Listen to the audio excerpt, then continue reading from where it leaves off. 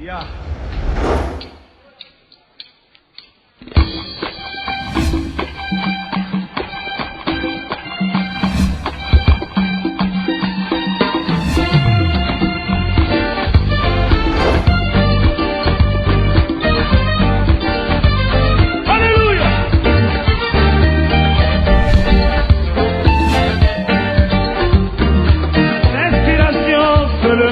De Dieu, elle vient de la voûte céleste, elle souffle dans l'âme de l'homme, elle est plus forte que l'inspiration, c'est le monde de Dieu, elle vient de la voûte céleste.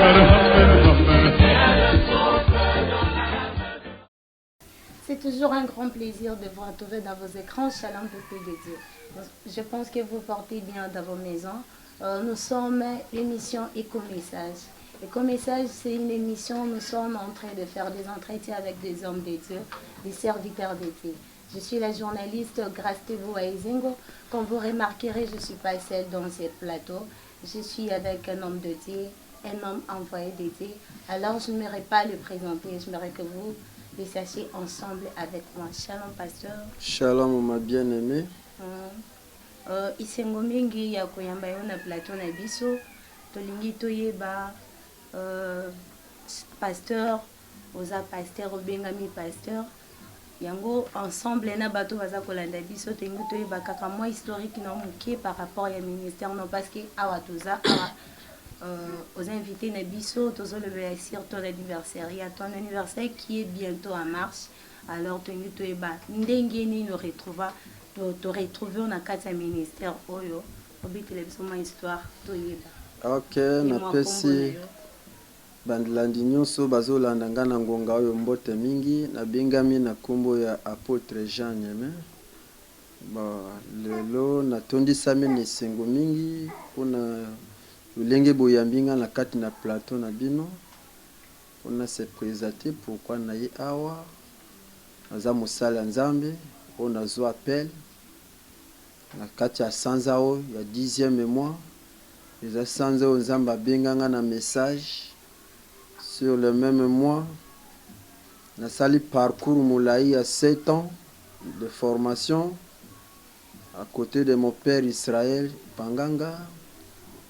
Bandi kozwa ba révélation Nzambe bandi koyebisa ngai na bengi awa po aza nanga mosala ebele ya kosalela ye.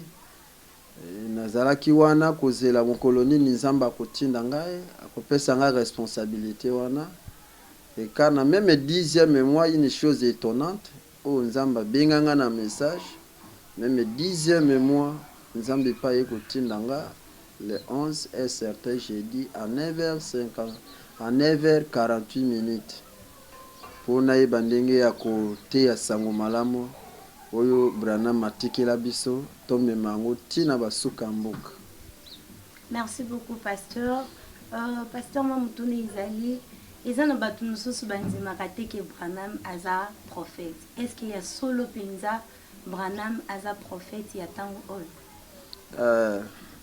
Na bato bayebaka te azopesa bango connaissance que non bato bayeba que non na tango asuka toza na motindami mpona biso bato ya mabota en dehors des affaires d'Israël pour les gens de la nation. Branham c'est notre prophète du temps de la fin avec des preuves dans la Bible toki ko développer pour bato bayeba soki bato batangi malamu Bible tango l'âge Gabriel aye pa Elisabeth na Zacharie apesaki bango promesse ete mwana obino bokobota akozala na puissance ya Eli et c'était Jean-Baptiste. Mais arrivé sur la terre au lieu babenga ye Eli banomaki ye kombo ya famille na bango bapesaki ye Jean-Baptiste.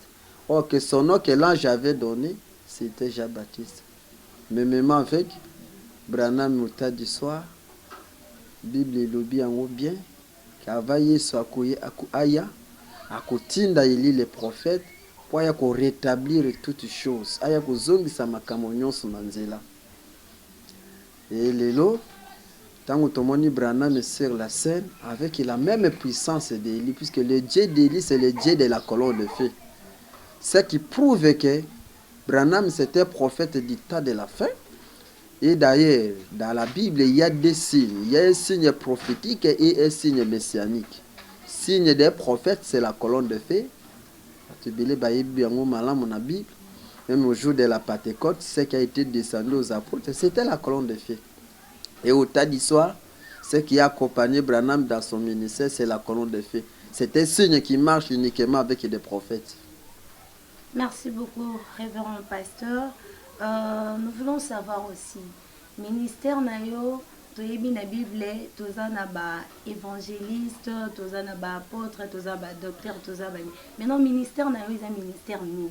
Ok, merci na motono ozali kotuna ngande ko journaliste. Na yebete motono zotuna wana za Ephésiens 4 chapitre 4 verset 8. Nyema kamwana Nzamba Yesu amataki na lola akangi baumbu apesi bango likabu pona bato na ye asali bato mosusu lokola ba docteur ba évangéliste ba pasteur ba prophète sur les 5 ministères. Bon, na minito ngai pona ministère nanga je suis un apôtre à plusieurs caractères. Naza apôtre à caractère d'un évangéliste, à caractère d'un enseignant. C'est là où je me rappelle, Nzamba Ibisake que non simananga ba ministre ba kobim. Et un ministre Sengeli ba formé par un docteur ou bien un enseignant. Un pasteur ne peut jamais former un ministre ni un prophète. C'est le ministère d'un enseignant. Mais Dieu m'a dit que je suis un apôtre à caractère d'un pasteur, à caractère d'un enseignant, à caractère d'un prophète, puisque la plupart des choses, on a yebisa bato ebele et kokisa mela bango, parce que j'ai aussi le caractère d'un prophète. Ok, merci beaucoup pasteur. Nengi nazwa moi ba promesse na yo o nzambe apesaka yo avant okoma na ministère oyo za nango ya apôtre. Bon, j'ai reçu na yamba ba bilaki belé multitude de promesses. Première promesse nzamba pesa kanga rebisakanga ki akozala nanga longo. Sika nyonso na kozala accompagner ngai. Et tango nzamba atindinga na yenga na nzambe to bandi de néant jusqu'aujourd'hui à l'existence. Ça, c'est la première promesse. On zamba la kanga, on a monyango, c'est une promesse réelle. Deuxième promesse, namba ibsa que non anzela nanga, ba ministre ba kobim.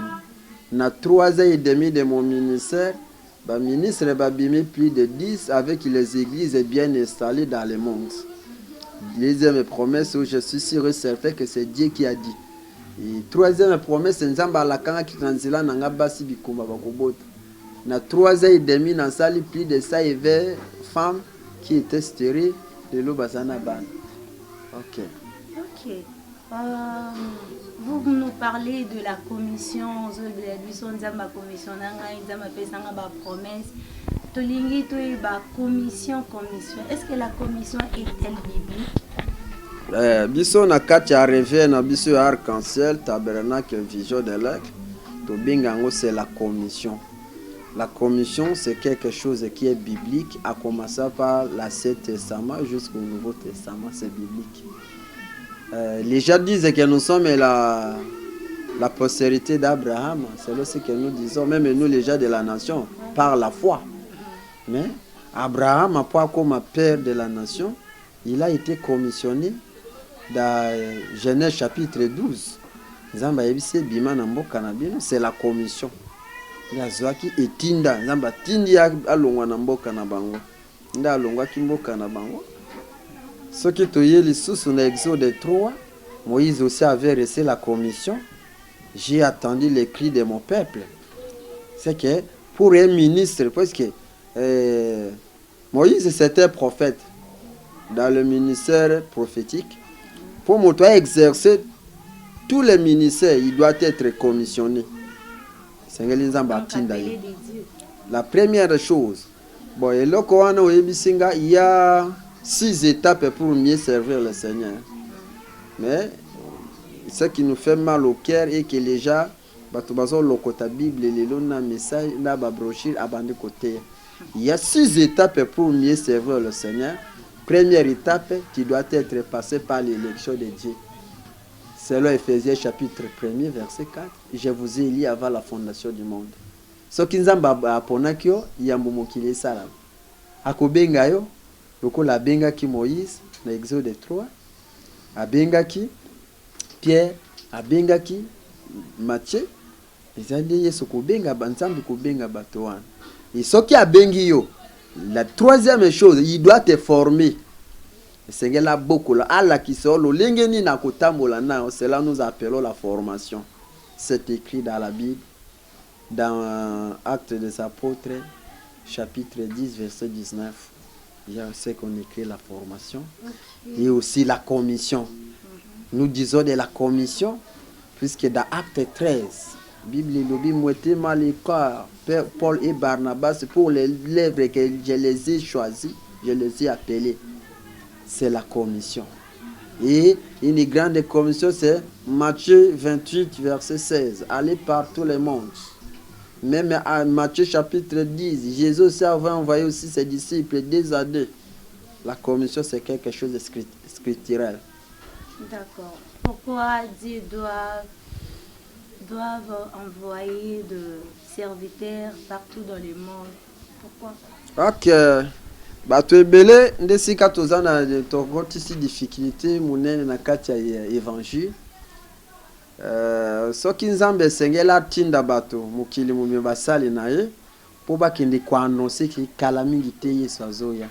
C'est pourquoi à la rivière Ohio au tas de Branham à la 17e personne, l'ange devrait dire encore à Branham que lokola na tinda Jean-Baptiste pona koya na ngai ya liboso Seigneur Jésus, ton message à toi préparera ma seconde venue. C'est que ce qui nous a tinda batinda minaye, ils apportent qui ne kobongisa boye ya mibale ya Yesu, et non pour se tirailler, pour s'empoisonner, pour se chamailler, se quereller, non, loin de là. Merci, nous atteignons déjà à la fin de notre émission. Révérend pasteur, vous croyez certainement que dans votre parcours de ministère, vos 3 ans, comme vous accomplissez votre 3 ans, 4 ans déjà, et vous croyez que vous êtes des gens dans la réussite. Donc, vous êtes déjà dans la réussite, mon corps, le ministère, on a moins expérience à 3 ans. Ok, une réussite totale. Puisque ce qu'on a la moins bas image, on s'allait salamé dans 3 ans et demi. Et là, nous avons le joyeux anniversaire de mon ministère de 3 ans et demi. Oh, Yesu a salaki, na mokili a, na 3 ans et demi. Bon, ba image ekoye bisa bato keno awa mosala ezosala, na ba témoignage ekoye bisa bato keno mosala ezosala. Nzamba asali ya mingi, asekisi bakufi, abikisi bato ya maladi, basi bikumba babuti, on n'en parlons même pas de miracles. Et les prodiges que nous avons surnaturel, la colonne de feu confirmant mission nangai que non, j'ai été envoyé divinement par le Seigneur. Oui, pasteur, tout le monde nzambe kotinda yo na commission na yo. Est-ce que Nathan ou le possède le ministère otinda pe déjà bana? Wana César moko ya ba bilaka nzamba pesanga. Na minute lokola nzamba la kangete na nzela nanga bilenge bite batei bakubima. Lelo na salaki première promotion, na salaki promotion à Liboso, na formé bango. Aujourd'hui il y a une église en Angola, précisément à Lukapa. Lelo église musu sezana mbujima na territoire ya Katanda. L'église est à Kolwenzi, l'église Moussus est à Lodja, l'église Moussus est à Kimbatsekia, c'est que Moussala Nzamba la Kakinga Keno, Bilenge Bate, Bakubimana Ministère, l'église sont déjà installées dans le monde. C'est que c'est la vérité. D'accord, pasteur. Comment vous vous sentez déjà avant que l'anniversaire n'arrive? Parce que nous sommes là. comme on a date en monté, ndenge nous avons mis au cas avant journée. Bon, avant journée, on a j'ai ça une grande joie. Na mokolo wana yokozala le 30 ya 10e mois. C'était un mois miraculeux pour moi. Pour nabotama na 10e mois. Nzamba benga na message na 10e mois. Aïkoutindanga na 10e mois. C'est que moi on a sentir une grande joie. Parce que le ministère Nanga Nzamba pesanga deux choses. La première des choses, c'est la délivrance pour ses enfants. Et la deuxième chose, c'est le salut aussi pour ses enfants. C'est que je sais que non, mon coloana, basi bikomba bakozwa et yanu, bato bamona kate bakomona, nazo satire sengo ya lobiko, puis il y a délivrance, na sali ya bana na nzambe. C'est pourquoi je lance un appel. Na moto nyonso ya kolanda. Moto nyonso ya kolanda émission oyo. Non, sur l'avenue Kinzinga numéro 53, dans la commune de Limité, précisément Poicho, Ngabwa Poicho. Nous sommes à ce dimanche-là. Aya komona nzambo ya tininga da 3h30. Makamwazo sala. Aya ko palper nzambo ngana so sala. J'ai ça toujours la joie, j'ai ça toujours la réussite. Mpona mokolo wana na moto nyonso ya koya, mona koya ko lukelongi na nzambe. Merci beaucoup, pasteur. Vous venez déjà de dire, d'annoncer, il y a déjà bateau, PCP déjà adresse. Moi, envers bateau, parce que là, nous atterrissons déjà à notre mission. Bah, naïbi que notre commune à Souka et le Liboso, nazo personne, maman journaliste, grâce à merci mingi, nandenge yo yambinga na plateau na yo. Et là qu'on a zo laissé le coup la pelle puis qu'on annonce na bana na nzambe o bakozwa libaku ya kolandanga na tango nyonso nzambe atinda kaka basali naye pour baya kosunga bato mosusu. Nzambe atindinga na kati ya commune Limité précisément na Kingaba Poicho et pa iwape nazo salela nzambe abrana bisika atindingai nazo benga bato bazana mikumba baya ko se décharger aba problème na bango. Les mains sont ouvertes pour na koyamba moto nyonso quel que soit son cas, sans argent, sans rien payer. Merci beaucoup, révérend pasteur. Pour moi, de ma part, je te souhaite déjà joyeux anniversaire d'avance. Ok, merci beaucoup. Le Seigneur vous bénisse. Merci beaucoup. Nous sommes à la fin de notre émission. Je vous dis, comme vous venez de suivre, c'était un homme de Dieu. C'était un homme appelé de Dieu. Alors, moi aussi, de mon côté, je vous signale de venir très nombreux, de venir participer à cette occasion qui vous a été offerte là, devant vous. Alors, ne ratez pas cette opportunité et restez branchés. Que le Seigneur Jésus-Christ vous bénisse davantage.